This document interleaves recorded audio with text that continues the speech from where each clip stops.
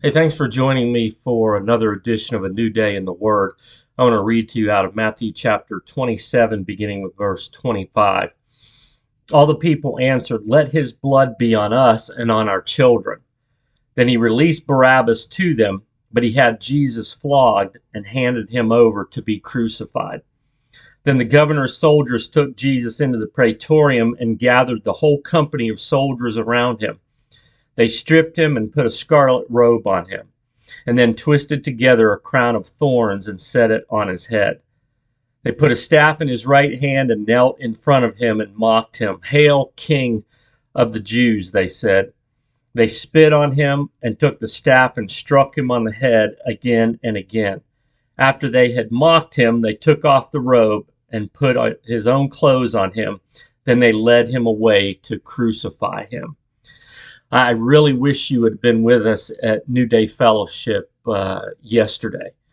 There were tears, there were somber faces, there was disbelief in what people did to Jesus. Scripture gives us a glimpse into the suffering that Jesus experienced, but we get a clearer picture when we hear a description of that suffering by a medical doctor. And then it really hits home when we see a historically accurate depiction of Jesus' beatings and his crucifixion. And I've provided you links to both of those, the medical description and the depiction of the crucifixion on this post.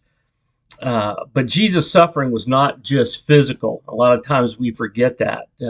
It was not only physical, but it was also spiritual, as the sin of the world was heaped upon Jesus. All of the vilest sin that the world has ever committed or ever will commit was heaped upon Jesus. Matter of fact, the Apostle Paul put it this way, that he became sin for us.